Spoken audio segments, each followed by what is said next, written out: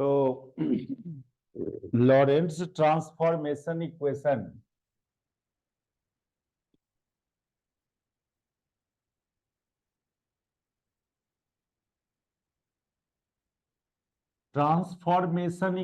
क्या होता है वो हम लोग बात किया।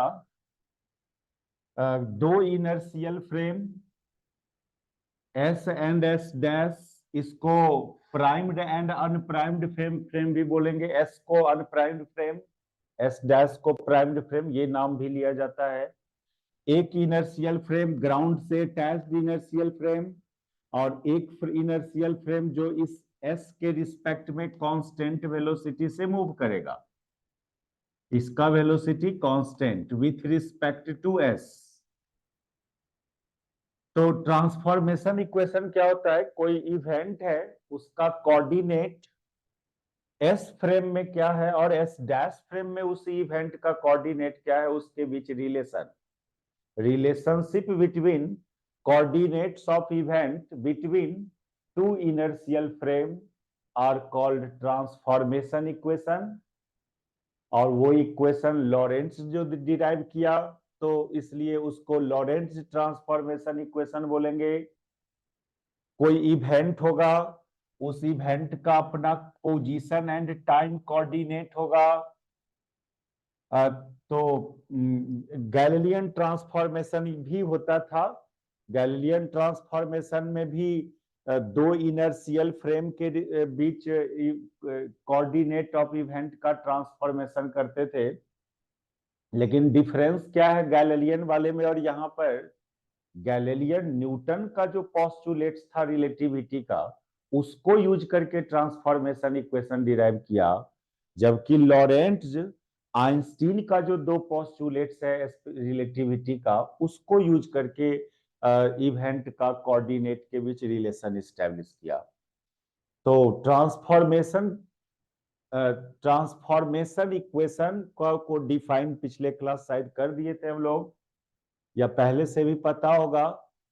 Relation between coordinate of event between two inertial frame. इसमें ये जरूरी नहीं है कि ये इनर्शियल फ्रेम अभी हम लोग एक्स एक्सिस के पैरेलल मूव करता हुआ दिखा रहे हैं।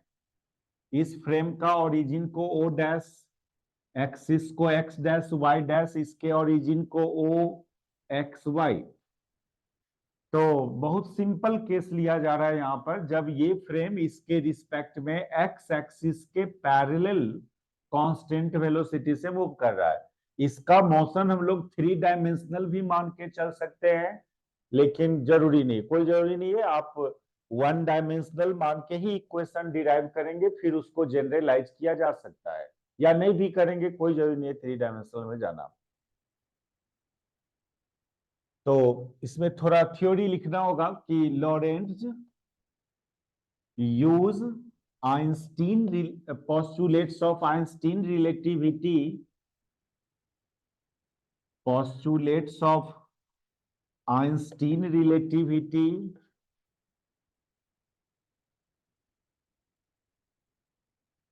and derive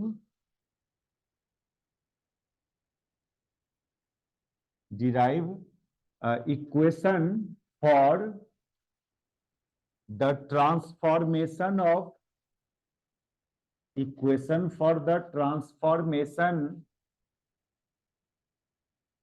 of coordinate of event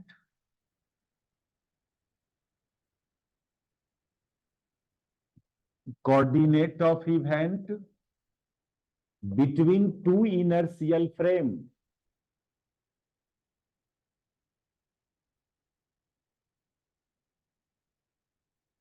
और उस इक्वेशन को लॉरेंट्ज ट्रांसफॉर्मेशन इक्वेशन बोलेंगे।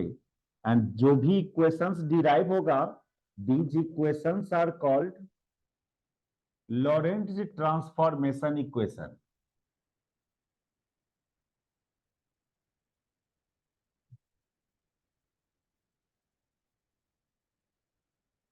ठीक है, आइंस्टीन रिलेटिविटी का पोस्टुलेट्स को यूज करके ये किसी इवेंट का कोऑर्डिनेट के बीच रिलेशनशिप स्टैब्लिश किया बिटवीन टू इनर्शियल फ्रेम, जिस इक्वेशंस को लॉरेंट्ज ट्रांसफॉर्मेशन इक्वेशन बोलेंगे। तो सबसे पहले क्या करेंगे, हम लोग एक इवेंट लेंगे, उस इवेंट का इस फ्रेम में क्या कोऑर्डिनेट है वो एज्यूम करें, उसी इवेंट का इस फ्रेम में क्या कोऑर्डिनेट है उसको एज्यूम करेंगे, और फिर मिटाबे इसको। Yes sir.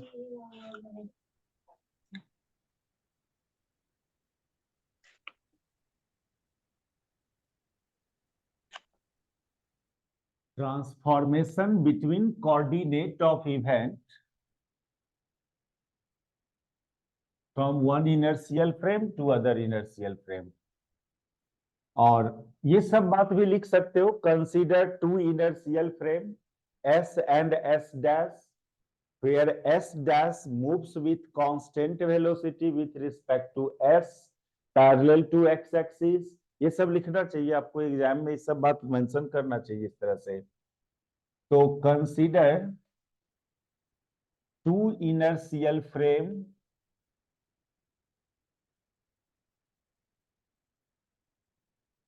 S and S dash, इसमें S को अनप्राइम्ड फ्रेम भी कभी कभी बोलते हैं हम लोग, अनप्राइम्ड फ्रेम, और S डैश को primed frame.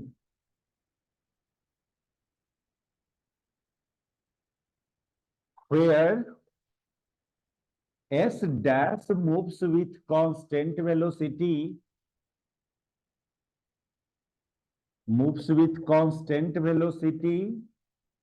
V parallel to X axis, V with respect to S parallel to X axis। दो इनर्शियल फ्रेम लिए हो, एक इनर्शियल फ्रेम को ग्राउंडे से अटैच कर दिया और दूसरा इनर्शियल फ्रेम जो इसके रिस्पेक्ट में कांस्टेंट वेलोसिटी से एक्स एक्सिस के पैरेलल मूव कर रहा है। ये सिचुएशन लिया हम लोग, very simple situation. Now consider an event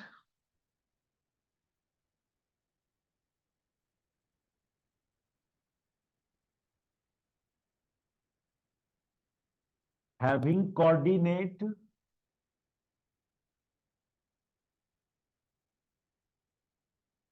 coordinate x, y, z, t and x dash, y dash, z dash, t dash, x dash, y dash, z dash, t dash with respect to s and s dash respectively। Position coordinate और time coordinate only, यही दो coordinate consider करना event का। एक event लिया, कोई भी होगा, कोई फिजिकल फेनोमेना होगा, उसका इस फ्रेम में coordinate x y z t, और उस फ्रेम में उसी इवेंट का coordinate x dash y dash z dash t dash. तो क्या रिलेशंस होगा, इस कोऑर्डिनेट के बीच क्या रिलेशन होगा, इसको सबसे पहले हम लोग अपने मन से कुछ रिलेशन एज्यूम करते हैं। उस रिलेशन में जो वेरिएबल, जो अननोन चीज होगा उसको फाइंड करके रख देना होगा। बहुत स्टाइल है यहाँ, ये ट्रांसफॉर्मेशन इक्वेशन डिराइव करने का भी डिफरेंट डिफरेंट बुक में डिफरेंट सिचुएशन एग्जांपल लेकर के उस ट्रांसफॉर्मेशन इक्वेशन डिराइव किया गया है। हम लोग टोटली एक मैथमेटिकल मेथड से डिराइव करेंगे इस ट्रांसफॉर्मेशन इक्वेशन को।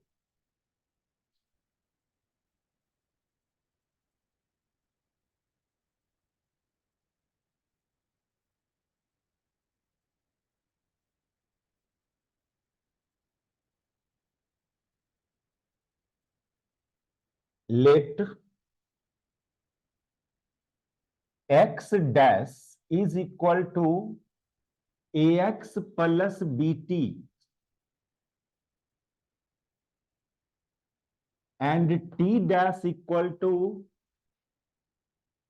mx plus nt।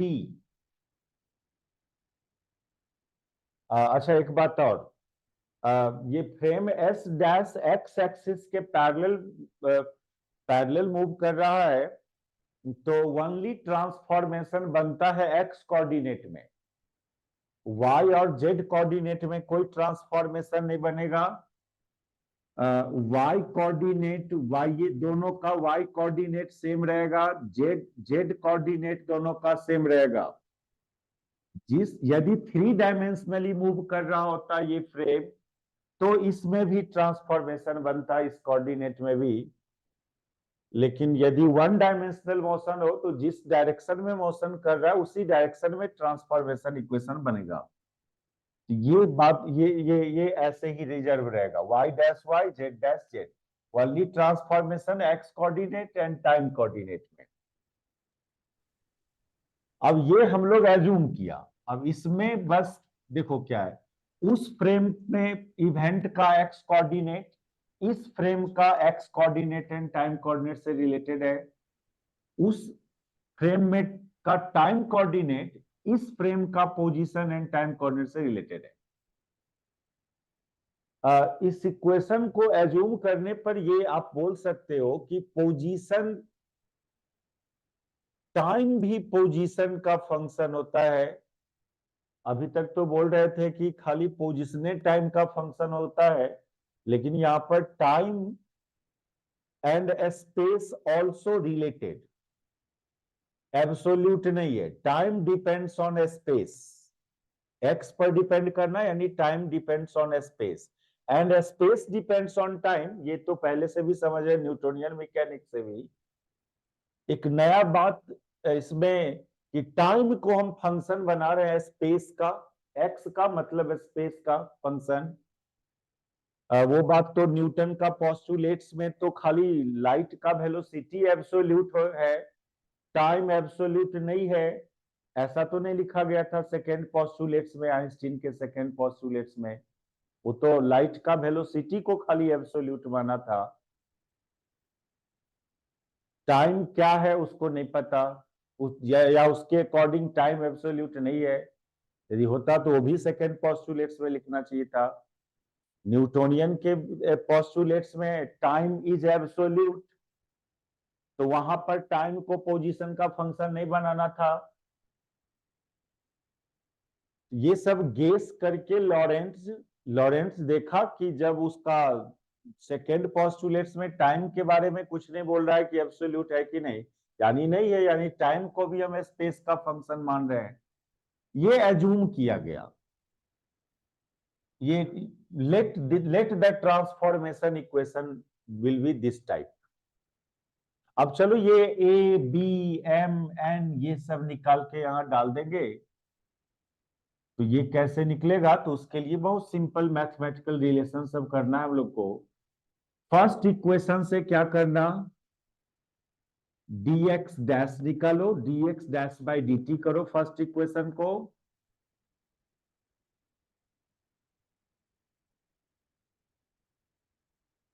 एक मिनट, फर्स्ट इक्वेशन को खाली डिफरेंशिएट करो विदाउट किसी के रिस्पेक्ट में, dx डैश फ्रॉम फर्स्ट, तो ये a dx plus b dt। और सेकेंड इक्वेशन को भी फिर डिफरेंशिएट करो, तो ये m dx plus n dt, दोनों को डिवाइड करो, dx dash by dt dash, इधर भी डिवाइड करेंगे, a dx plus b dt by m dx plus n dt। ठीक है, यहां तक क्लियर है बात?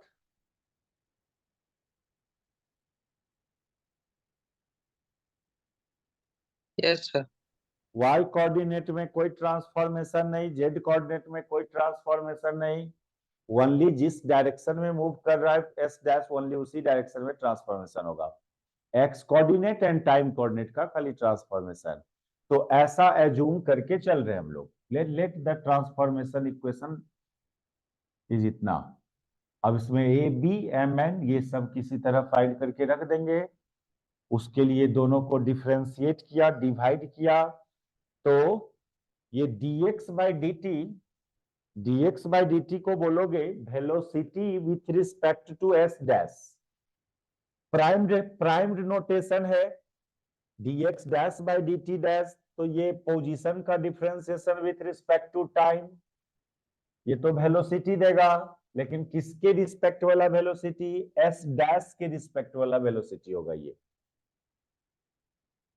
हियर dx डैश बाई एक काम और पहले कर लें, इसमें से dt कॉमन करो, इस ऊपर से भी और नीचे से भी dt कॉमन करके काट लेंगे, तो ये dx dash by dt dash is equal to dt common करके कैंसिल करोगे तो ये a dx by dt plus b बचेगा यहां पर, और यहां पर m dx by dt plus n बचेगा। अब यहां पर ये अजम्पशन, ये dx बाई dt डैश को u डैश मानेंगे और dx बाई dt को u मानो b, और फिर ये mu प्लस n, इसको एक इक्वेशन नंबर नाम दे 3। इसमें क्या हुआ है junction? Here dx dash by dt dash is taken equal to u dash, और u dash is what? Velocity with respect to s dash, and dx by dt को u मान रहे हैं, ये velocity with respect to s।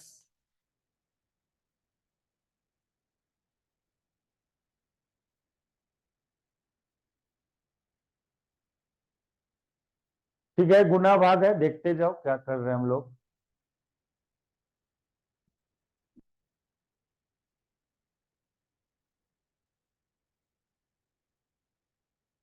यहां पर ना 3 conditions डालना है इस इक्वेशन में, 3 कंडीशन अवेलेबल आप इसमें सब्स्टिट्यूट करेंगे। क्या क्या 3 कंडीशन?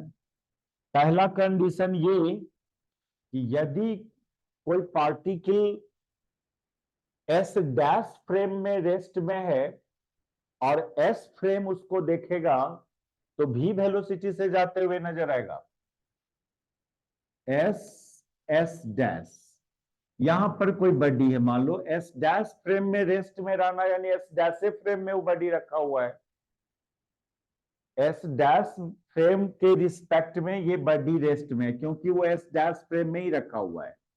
ट्रेन में कोई चीज रखा हुआ है और आप देखोगे तो आपको रेस्ट में नजर आएगा, लेकिन ग्राउंड वाला देखेगा, ये एस देखेगा, एस इसको, इस बॉडी को, तो चूंकि ये फ्रेम मूव कर रहा है v वेलोसिटी से, इसलिए ये बॉडी मूव करता हुआ नजर आएगा v वेलोसिटी से ना। ठीक है, अरे एस डैश फ्रेम को ट्रेन समझिए ना, एस फ्रेम को ग्राउंड ग्राउंड पर प्लेटफॉर्म पर वाला आदमी को समझो एस फ्रेम। नहीं समझ रहे हैं इस बात को? हम बोल रहे हैं कि इफ u डैश बराबर 0, u डैश बराबर 0, तो u बराबर भी बोल रहे हैं। इसको लैंग्वेज में बात करेंगे तो क्या बोलेंगे? That is if a particle will be at rest with respect to s dash frame, a particle will be at rest with respect to s dash frame, then particle appear to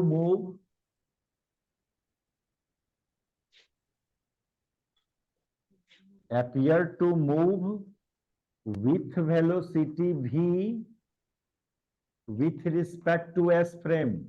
ये बात समझ में आया? Yes. Train वाले के नजर में उसके अंदर जो बॉडी रखल होगा वो तो रेस्ट में नजर आएगा, ग्राउंड वाले के नजर में वो बॉडी का वेलोसिटी ट्रेन के वेलोसिटी के बराबर होगा। देन यदि भी वेलोसिटी से जा रहा है तो बॉडी भी वेलोसिटी से जाते हुए नजर आएगा इसको, ग्राउंड वाले को। ये कंडीशंस इसमें डालेंगे।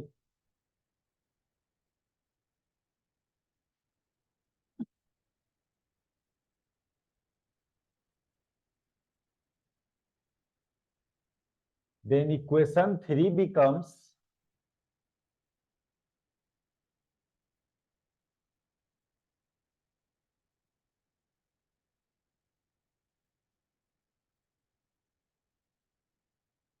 इक्वेशन 3 क्या हो जाएगा, u डैश को 0 पुट कर रहे हैं तो u की जगह बोल रहे हैं v हो जाएगा।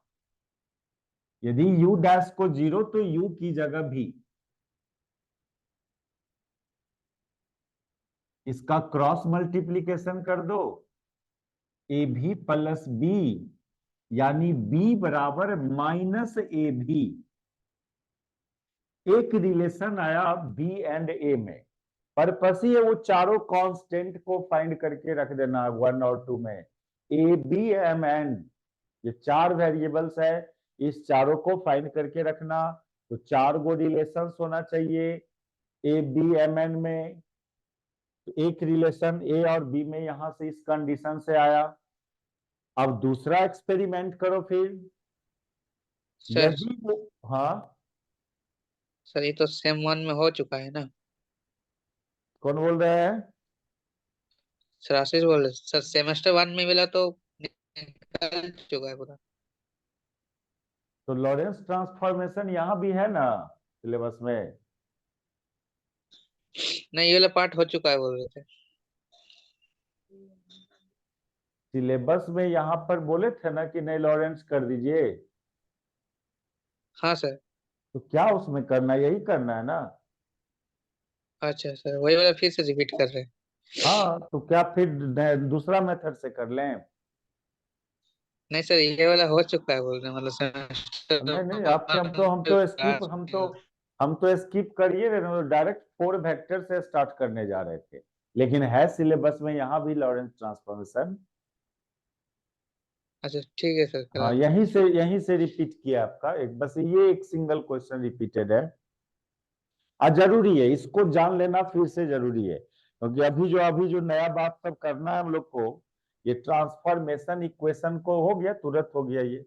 हम अगला कंडीशंस, हम तो इसको स्किप कर ही रहे थे उस दिन, लेकिन आप लोग बोले कि नहीं इसको कर दीजिए।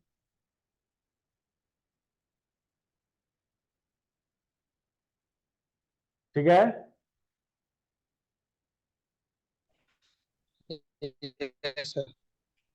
और जब आप इसमें जब वही उलट दो बात को कि जब पार्टिकल को एस फ्रेम में रख लीजिएगा, एस वाले के नजर में रेस्ट में होगा पार्टिकल, और एस डैश वाला देखेगा इसको।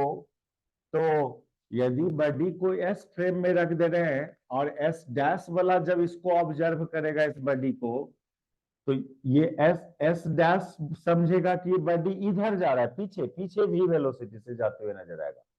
ये अपने आप को रेस्ट में समझेगा। अब बोलेगा कि नहीं नहीं बॉडी ही इधर जा रहा है भी वेलोसिटी से, यानी एफ इफ यू बराबर 0, that is particle will be at rest with respect to S, then u dash जो है वो माइनस भी के बराबर आएगा। यानी इसके नजर में ये बॉडी पीछे जाते हुए नजर आएगा। तो ये कंडीशंस जब इसमें डालिएगा फ्रॉम 3,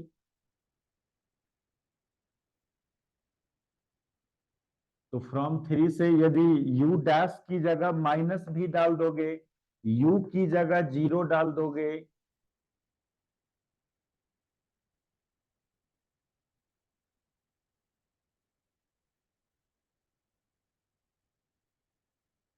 ये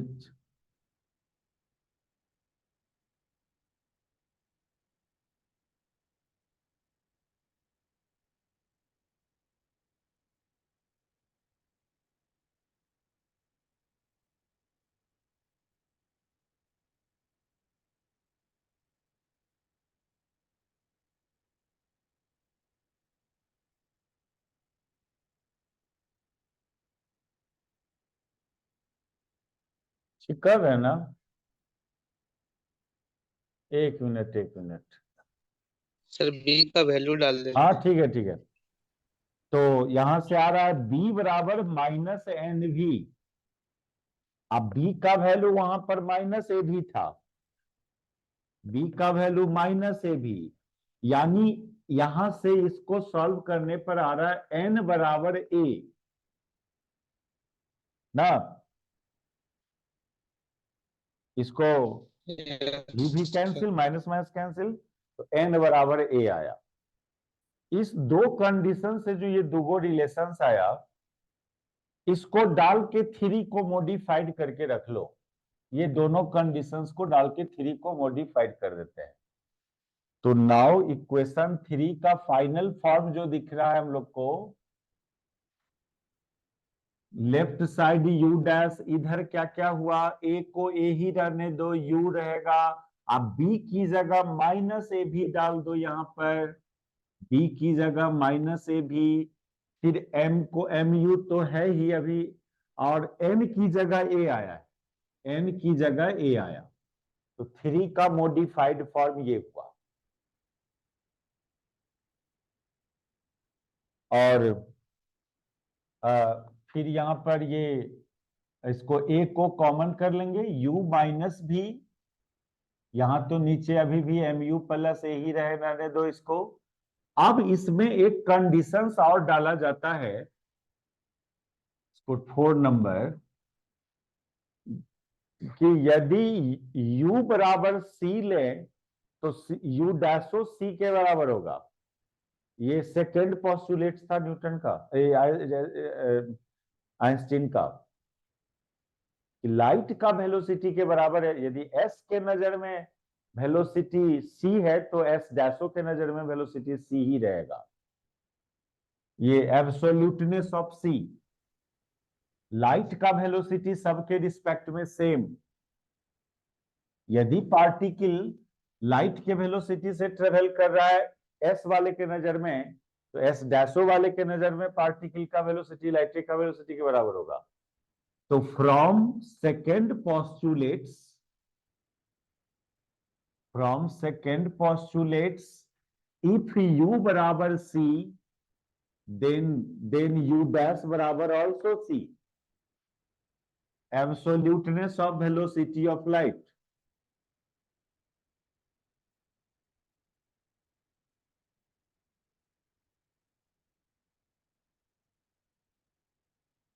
तो u डैश की जगह c डालोगे तो u की भी जगह c डालना होगा, यहां भी c प्लस a, इसका क्रॉस मल्टीप्लीकेशन करो, एम सी स्क्वायर प्लस ए सी बराबर ए सी माइनस ए भी, ए सी कैंसिल।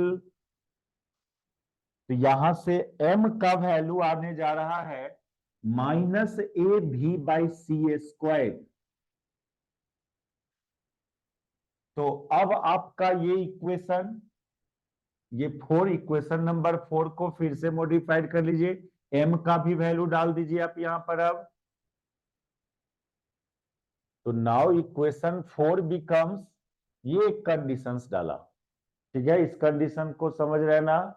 यही था ना सेकेंड पोस्टुलेट आइंस्टीन का, यदि u डैश की जगह c डालेंगे तो u भी c ही होगा, जिसको absoluteness of velocity of light बोला था। तो नाउ इक्वेशन 4 बिकम्स,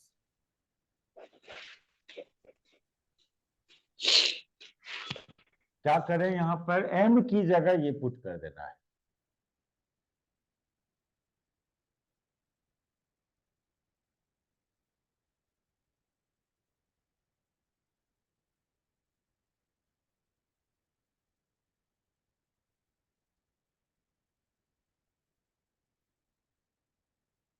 इसको काले पुट करेंगे, इसको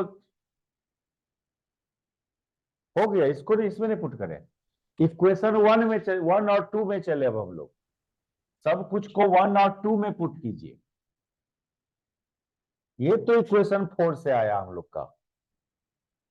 तो now from 1, equation 1 and 2 becomes, 1 क्या था, x dash equal to a x plus b था, तो b की जगह तो अभी अभी आपका निकला माइनस ए भी निकला, b की जगह कितना निकला था, माइनस ए भी ना।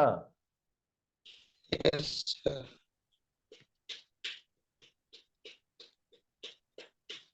बीटी छूट रहा है, माइनस ए भी टी हो गया, ए को कॉमन कर दो तो ये हो गया x minus b t. Equation a 1 इतना हुआ, और इक्वेशन 2 था टी डैश बराबर m x plus n t था। m की जगह ये निकला है अभी माइनस ए भी बाई सी स्क्वायर, और प्लस n की जगह a निकला था, n बराबर a आया था, इसमें से a कॉमन कर लेंगे तो ये t माइनस भी बाई सी स्क्वायर।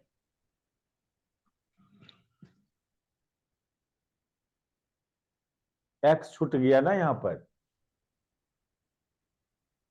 भी एक्स बाई सी स्क्वायर। तो ये अभी भी नहीं हुआ है कंप्लीट, लेकिन लगभग कंप्लीट हो चुका है हम लोग का ट्रांसफॉर्मेशन इक्वेशन। फिर भी क्या हुआ, 4 वेरिएबल्स दिख रहा था 1 और 2 में टोटल, अब ये एक सिंगल वेरिएबल ए आया, खाली ए बचा, सब वेरिएबल बी को, एन को और एम को सबको एलिमिनेट कर दिए, खाली ए बच रहा है अभी। अब ए का वैल्यू फाइंड करने चलना होगा, ए फाइंड करने चलना है आपको।